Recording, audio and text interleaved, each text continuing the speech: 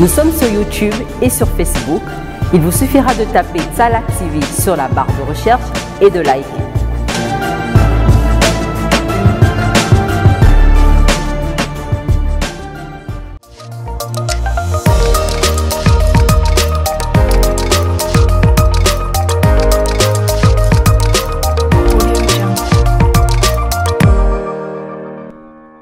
Bonjour chers téléspectateurs, vous êtes les bienvenus sur notre chaîne Tzalak TV. Vous êtes dans l'émission L'Art d'être femme.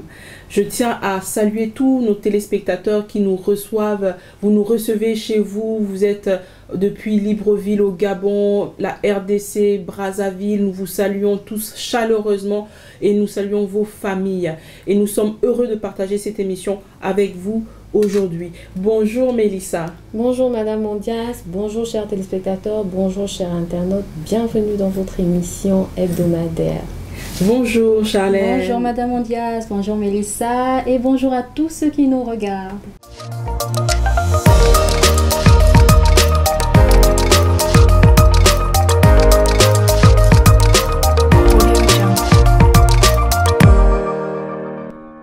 Aujourd'hui, nous passons sur la série Les facettes des cœurs dans la famille. On va voir différents types de personnages qui se trouvent dans les familles. Et aujourd'hui, nous allons parler sur le thème le cœur du père. Nous allons tout simplement parler des différents types de cœurs dans la famille. Et aujourd'hui, nous allons nous focaliser sur le cœur du père.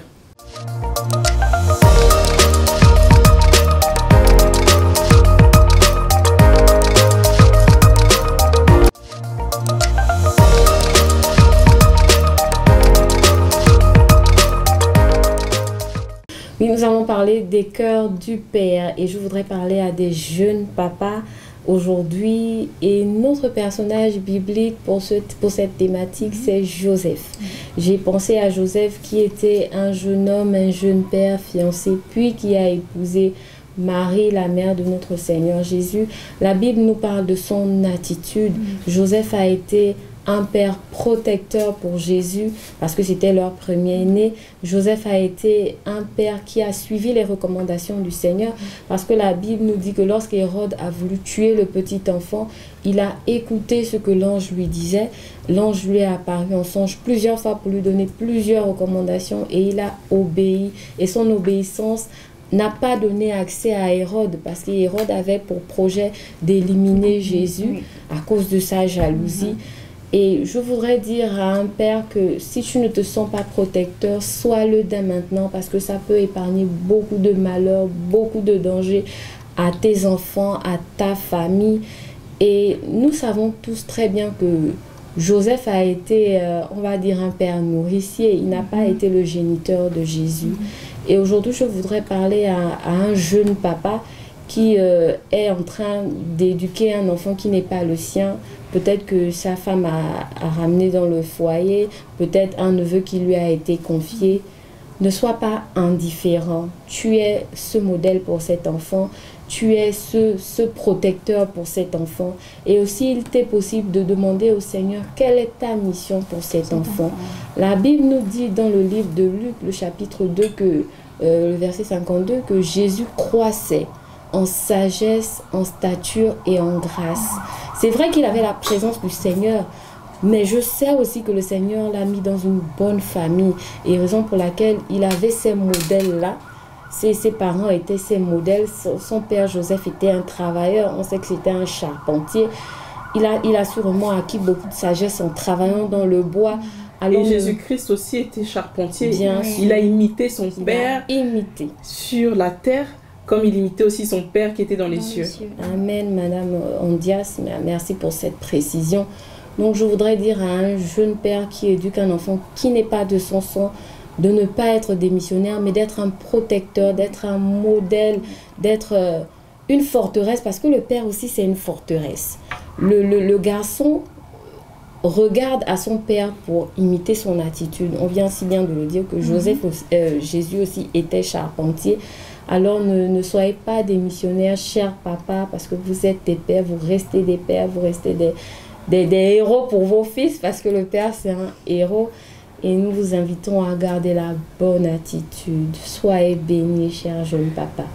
Moi, je voudrais rajouter sur cette rubrique jeunes et femmes épanouies, les pères, justement, comme Joseph, qui a su prendre un enfant qui n'était pas forcément le sien. Mélissa a souligné le cœur, son cœur était une forteresse. En fait, il a su garder même le secret au fait que cet enfant, en fait, était le sien. On ne savait pas forcément d'où il venait, mais il a protégé Jésus en tant que son propre fils, et il n'a pas forcément dit que c'était voilà l'enfant de Dieu qui est arrivé dans le sein de ma femme, etc. Il a su garder le secret de cet enfant, parce que même je pense que Dieu lui-même aussi a dû chercher sur cette terre-là où il pouvait envoyer son fils, parce qu'il avait besoin d'un père qui sache garder les secrets, un père qui sache aussi accepter la mission, ce qui n'était pas forcément facile et évident. Et aujourd'hui, on a des pères qui ne savent pas forcément garder le secret, que cet enfant, c'est pas forcément le sien et va plus le maltraiter. Non, on doit savoir garder le secret, on doit savoir garder l'intimité aussi de cet enfant et le protéger. Et c'est là aussi ce qui est important. On ressent ce rôle de protecteur, au fait, en tant que jeune papa. Voilà, c'est vraiment ce que je voulais rajouter sur ta rubrique. Également, Madame Andias, comme vous le soulignez, le père qui est appelé nourricier devient en fait la réponse pour cet enfant-là. Et comme vous le disiez si bien, cet enfant devra grandir tout en lui-même étant conscient qu'il n'a pas été, il n'est pas là juste parce que voilà, il est un fardeau ou parce qu'il n'a pas été désiré, mais le père doit être capable aussi de lui faire ressentir tout l'amour qu'un père est censé avoir pour son enfant. C'est-à-dire que si vous avez peut-être d'autres enfants en dehors de celui-là avec votre compagne, l'enfant devra se sentir égal en fait à tous les autres. Il ne devra pas y avoir de différence ou même de préférence. Vous avez parlé de maltraitance, il ne devra pas être maltraité par rapport aux autres, il ne devra pas être écrasé par rapport aux autres, mais il devra se sentir vraiment aimé, entouré et choyé au même titre que tous les autres enfants. Et je crois que le rôle du père aussi, c'est de veiller à cela, qu'il n'y ait pas de différence ou de séparation en fait. Le père est vraiment celui qui couvre, qui protège tout le monde dans la maison. Oui, en parlant de ce sujet, j'ai l'image d'une famille dans une province de notre pays, le Gabon. C'est un monsieur qui prend sa femme avec un enfant déjà, et ensemble ils ont 2 enfants, donc ça fait 3. Et un jour, par la parole de la mère, même pas par lui, le voisinage s'étonne d'apprendre que cet enfant, que tout le monde considérait comme l'aîné de toute une maison, n'était pas le fils de l'homme. Et là, les gens autour lui posent la question, mais vraiment, ce n'est pas ton fils? Il dit non, ce n'est pas mon fils biologique. Mais tu ne l'as jamais dit. Il dit, mais je ne fais pas de différence. Oui. Il a pris cet enfant, il a accepté, et ils l'ont félicité. Ils lui ont dit vraiment, vous avez une très bonne attitude, vous ne faites pas de différence entre vos enfants biologiques. On n'imaginait même pas un seul instant que ce n'était pas votre enfant. Et il appelle papa naturellement. Et je voudrais dire à un père qui est dans cette condition, ne t'attends pas nécessairement à être déçu. Et cet homme-là, d'ailleurs, excluait toutes les personnes qui voulaient exclure cet enfant de leur vie de famille en disant que tu n'es pas des nôtres, tu n'es pas de la famille de notre frère. Et il disait non, ne faites jamais cette différence. Si tel est le cas, je ne l'enverrai jamais en vacances chez vous, et même les autres également. Donc vous voyez à quel point il a porté de l'amour pour cet enfant. Il lui a donné sa protection, il lui a donné sa couverture, parce que le père est une couverture, et cet enfant ne manque de rien aujourd'hui. Donc si vous êtes un père nourricier, comme on dit, à l'exemple de Joseph, ne baissez pas les bras, jouez le rôle que vous devez jouer, parce que si cet enfant vit la vie qu'il devrait, cet enfant sera une bonne personne dans notre société.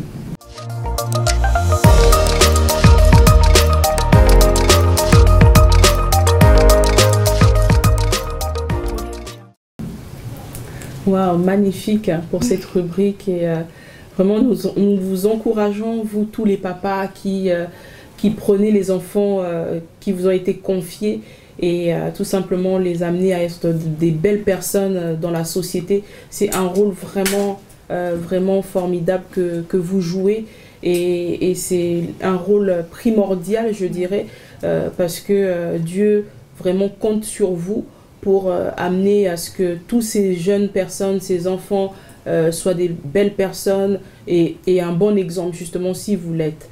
Nous allons tout simplement passer dans la rubrique mère et épouse multifacette avec moi-même.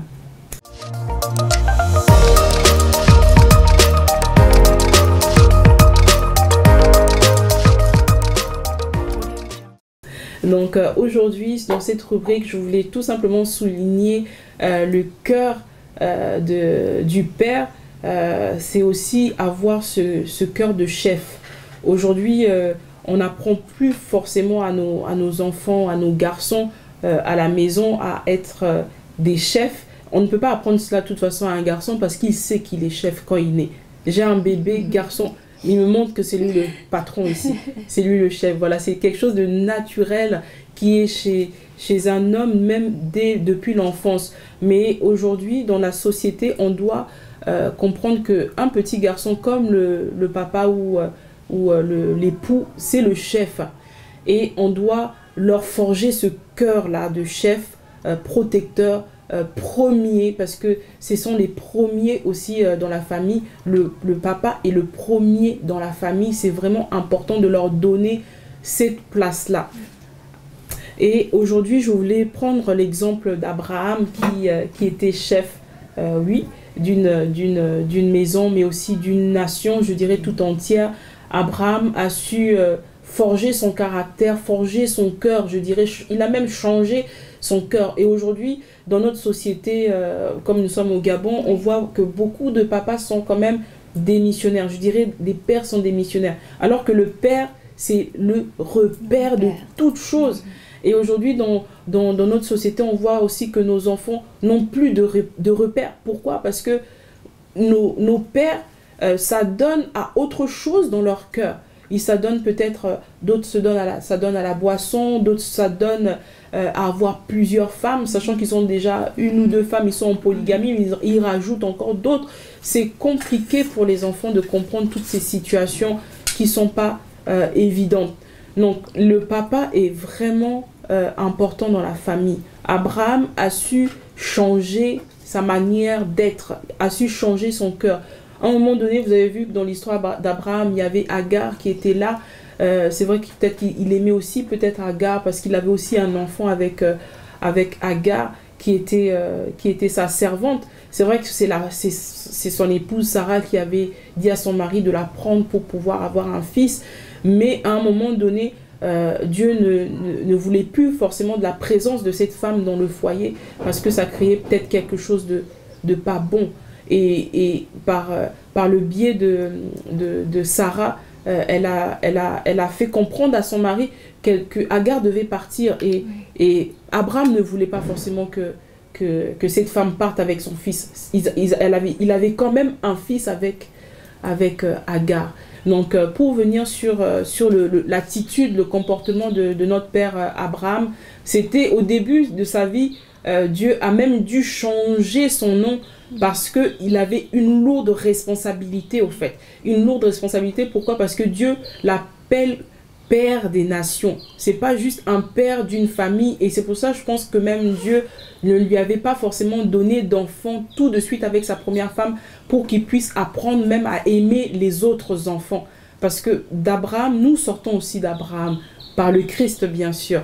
Et Dieu nous a fait grâce de sortir de lui par sa grâce en Jésus-Christ. Mais aujourd'hui, on voit dans notre société que les pères n'ont plus ce cœur-là d'accepter au fait leur mission, la condition que Dieu leur donne d'être. Et c'est d'abord dans le cœur que ça se passe. Abraham avait un cœur qui était suffisamment large, vaste et grand pour accepter d'aimer les enfants qui n'étaient même pas les siens. Et c'était pas une mission facile. C'était vraiment pas une mission facile. Et je pense la première des choses dans notre cœur en tant que père, de ce que je retiens d'Abraham, qui est vraiment un personnage par excellence à ce niveau-là, je retiens en fait qu'il faut avoir une connexion avec le Seigneur. Il faut vraiment que le Père soit le premier connecté à Dieu pour avoir le cœur de Dieu pour sa famille, pour ses enfants et même pour son épouse. Et il va même mieux conduire la famille et il sera même exemplaire pour chaque enfant dans la maison. Et je pense aussi qu'à cause d'Abraham, on a gardé les lois, on a gardé les principes dans la famille. Le nom est parti de génération en génération. Le nom qu'un père porte est vraiment important. Oui. D'où la réputation des enfants, des petits-enfants, même des arrière-petits-enfants peuvent soit changer en bon ou en mauvais si notre père n'avait pas bonne réputation. Donc le père doit vraiment garder son cœur pur, garder son cœur bon envers les autres familles, envers les collègues, en tout cas là où Dieu vous emmène, cher papa. Moi j'aime l'exemple d'Abraham parce que son nom a perduré de génération en génération et à chaque fois on disait le Dieu d'Abraham, d'Isaac, de Jacob, ainsi de suite. Mais on revenait toujours au Dieu d'Abraham, d'Isaac, de Jacob, ainsi de suite. Mais Abraham avait un nom, Dieu lui avait donné un nom et son nom avait du poids. Cher Père, vous avez un nom. Vous avez un nom et votre nom doit naître d'abord dans votre cœur pour comment dirais-je, protéger ce nom-là. Et la protection vient par vos actions, les actions que vous allez poser dans la vie de chaque jour. Quelles sont les actions que vous posez? Vous êtes plutôt dans l'alcool, vous êtes plutôt travailleur, vous êtes plutôt... comment les gens vous perçoivent? Votre nom doit parler, cher papa. Cher papa, reconnectons-nous à la personne de notre Père Dieu le Père. Et il va vous donner un nom qui va restaurer toute votre maison, toute votre famille. Et vous êtes le protecteur, comme disait Mélissa tout à l'heure. Vous êtes le chef de famille, c'est vous qui prenez les décisions, c'est vous le responsable, c'est pas votre épouse, c'est vous le responsable. Et vous déléguez la responsabilité à votre épouse pour le reste des tâches qu'elle doit accomplir dans la maison. Mais c'est vous le responsable avant tout. Et je prie vraiment que Dieu parle au cœur d'un père qui soit totalement restauré et qui récupère sa position de chef et de responsable de famille dans le nom de Jésus-Christ. Amen. Amen.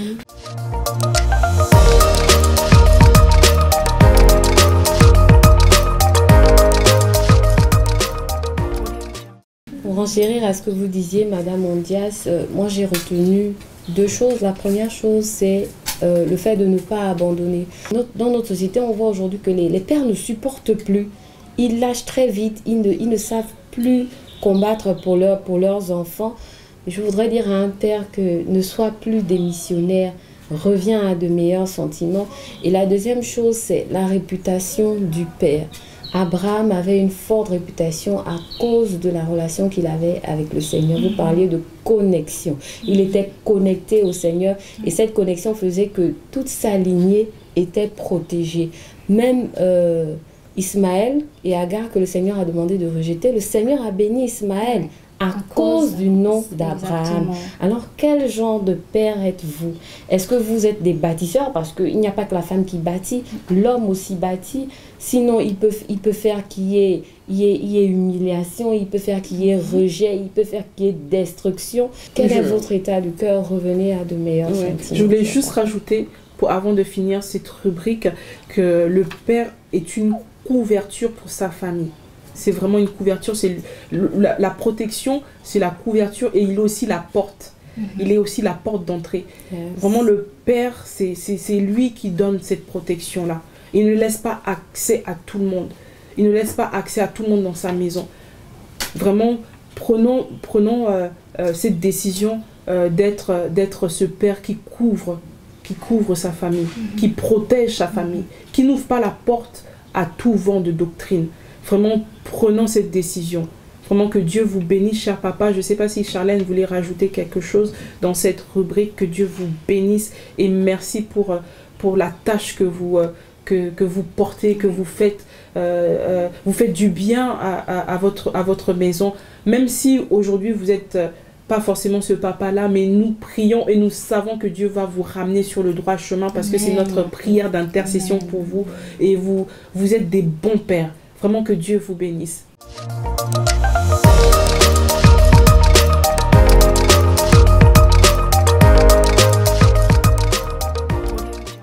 Nous sommes dans une société où nous sommes harcelés par 10 001 informations. On nous dit comment il faut parler, on nous dit comment il faut marcher, on nous dit comment il faut éduquer nos enfants. Et ce qui est nécessaire en tant que père, j'en profite d'ailleurs pour saluer tous les papas qui nous regardent, et vraiment que le Seigneur vous bénisse, que le Seigneur vous fortifie dans votre mission, parce que c'est pas toujours simple, vous faites face à plusieurs pressions, des pressions dans la société, dans vos familles, dans vos lieux de travail. Que le Seigneur vous bénisse et vous fortifie. Aujourd'hui, plus que jamais, vous avez besoin d'être connecté au Seigneur. Pourquoi? Parce que ce que vous donnez à vos enfants, vous pensez peut-être que c'est ce qu'il faut parce qu'on vous a appris que c'est ça qu'il faut.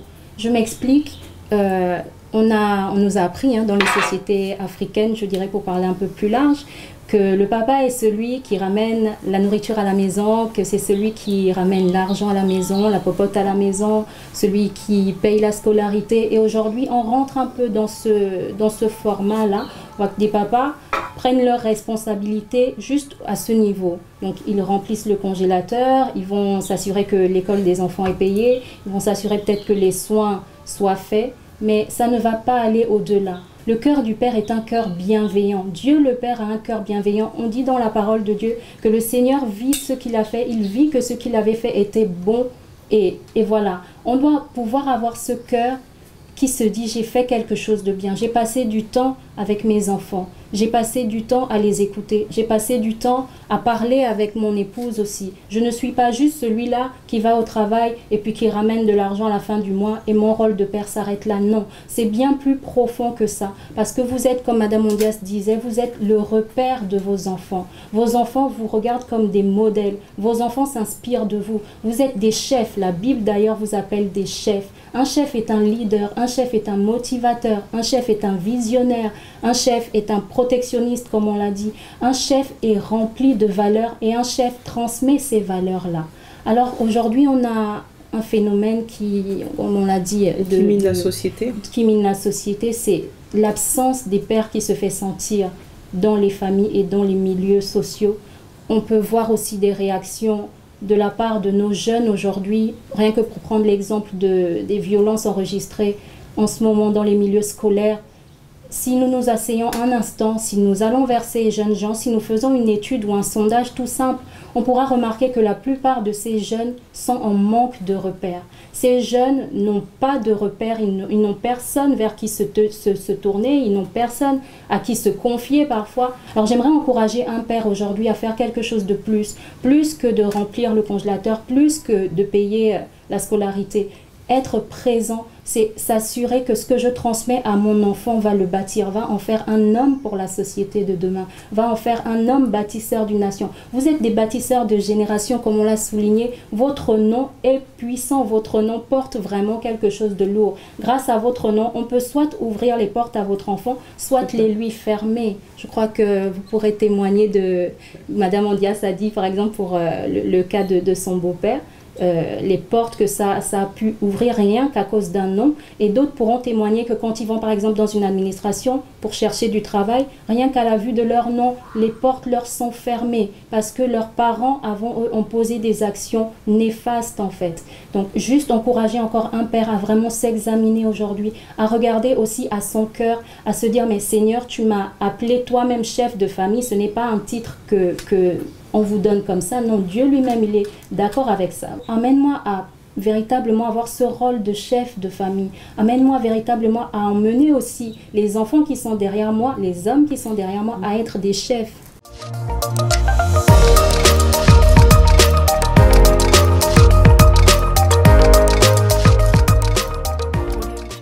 En tout cas, merci beaucoup, chers téléspectateurs, pour avoir suivi cette émission. Merci Charlène, merci Mélissa. Merci vraiment pour vos interventions qui étaient très très riches. Et n'oubliez pas de nous contacter via notre numéro qui s'affiche, notre adresse mail, via tous nos réseaux sociaux. Nous restons connectés avec vous, mais nous sommes surtout connectés à l'Esprit de Dieu, bien sûr. Donc, pour conclure cette émission, je voulais tout simplement encourager un papa et dire à ce papa qui nous regarde, ne baisse pas les bras. Amen. Tu es un protecteur, tu es le chef de famille, même si tu es divorcé, même si peu importe ta situation, même les papas qui ne sont plus avec leur épouse, les mères de leurs enfants, ce n'est pas grave. Dieu prend tout le monde tel que nous sommes. Donc c'est pour vous encourager, vous dire, revenez juste à votre rôle de père pour que vos enfants ne se perdent pas. Vous êtes le repère de vos enfants et c'est aussi au travers de la relation que vous allez avoir avec vos enfants que vos enfants vont aussi donner leur cœur à Dieu le Père. Parce que si nous n'avons pas de relation avec Dieu le Père en général, c'est parce que déjà avec notre papa physique, c'est pas trop ça. On ne comprend pas déjà cette relation-là. Revenons à la bonne relation entre père, fils et père, fille. C'est vraiment important. Gardez vos cœurs plus que tout autre chose de la vie, parce que de là sortent les choses de la vie.